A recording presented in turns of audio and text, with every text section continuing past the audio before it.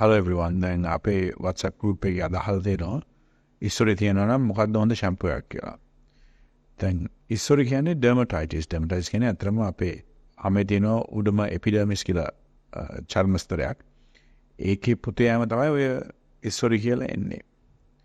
දැන් ඉස්සරේ dermatitis එක සමහර දාන shampoo හින්දා සමහර දාන තෙල් ජාති හින්දා ඔළුවේ ආලේප ගන්න වෙනත් ද්‍රව්‍ය හින්දා conditioner හරි hair gel හරි ඒවයිමුත් ඒ chemical reaction එකෙමුත් dermatitis එන්න පුළුවන්. ඒ allergy එකක් වගේ දෙයක්.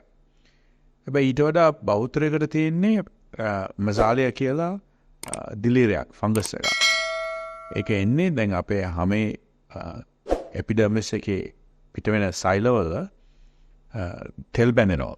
මොකද හැමේ තෙල් නිකුත් වෙනවා. ඉතින් අර ඒ තෙල් බැඳුනහම එතන දිලීර වර්ධනයට හොඳ පරිසරයක් හැදෙනවා. ඉතින් ඒ හින්දා දිලීර වර්ධනයක් වෙලා එතන dermatitis එකක් එනවා. ඒ ඇලර්ජි එකක් වගේ ඇවිල්ලා එතන තවත් පුතු යන්න පටන් ගන්නවා. හැම උඩ ස්තරය තවත් ඉවත් වෙනවා. සමහර අයට පොඩ්ඩක් ඒක කහන ගතියක් තියෙනවා. රිදෙනවා. ඒ කියන්නේ රතු පාට වෙනවා. කහල කාලයක රතු පාට වෙනවා.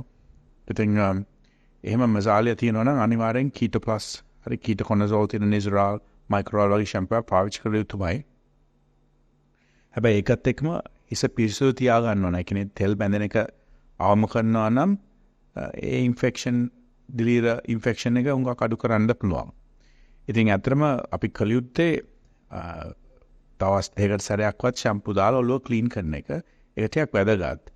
ඒකත් එක්කම කන්ඩිෂනර් පාවිච්චි කරන්න. මොකද දැන් අපි shampoo දැම්මහම වෙන්නේ කෙස් ගහට ඇත්තටම යම් ඩැමේජ් එකක් වෙනවා. ඒකේ cuticle එකේ කෙස් ගහේ මේ වටේ තියෙන පොත්ත පොඩ්ඩක් බුරු වෙලා ඒක ඇතුළට කෙමිකල්ස් යනවා. ඉතින් අර කෙස් ගහේ තියෙන දිස්නේ යනවා. ඉතින් ඒ හින්දා ඇත්තටම අපි කන්ඩිෂනර් දැම්මාම ඒ ස්තරේ ආයෙත් එකතු වෙනවා. එකතු වුණාම කෙස් ගහේ දිලිසීමක් එනවා. ඉතින් කන්ඩිෂනර් ටිකක් පාවිච්චි කරන එකේ කිසිම ගැටලුවක් නැහැ. සමහර අය පොල් තෙල් ගන්න ඔළුවේ ඒත් කමක් නැහැ. හැබැයි අර ඔළුව හේදෙන්න ඕනේ. නිතරම shampoo දාලා හේදලා සුද්ධ කරන්න ඕන. අර හැමේ රැඳෙන තෙල් ප්‍රමාණය ඉවත් කරන්න. ඉතින් කෙසේ වෙතත් කෙස් අඩුවක් වෙන්න පුළුවන් මේ dermatitis ආවොත්. ඉතින් ඒක අනිවාර්යයෙන් සනීප කරගන්න. කෙස් අඩුවක් තියෙනවා නම් අපිට හිතවන්න පුළුවන්. අපි කරන්නේ Sapphire තාක්ෂණය. කියන්නේ ලෝකෙ තියෙන හොඳම කෙස් හිටවන තාක්ෂණ තමයි හිතවන්නේ. ඒකක් ඊට අලංකාරව ළඟ කෙස් හිටවන්න පුළුවන්. ඉතින් කෙස් අඩුවක් තියෙනවා නම් ඇවිල්ලා උපදෙස් ගන්න. අපි දින වතා ඉන්නවා. අපිට කෝල් එකක් දීලා අවතන්න කිසිම අයිකිරීමක් නැහැ. 34% of Colombo district had diabetes, while another one-third had high blood sugar levels. It was found that Sri Lanka has the highest rate of diabetes in all of Asia and one of the highest in the world. 38% of Sri Lankans with diabetes have not been diagnosed. In other words, 1 million Sri Lankans do not know that they have diabetes. Diabetes is more common in Sri Lankans who are overweight and those who are better off or living in developed areas of the country. The highest rates are seen in Western Province, Jaffna and some parts of the Northern and Eastern Province. Use balance to control your carbohydrate intake.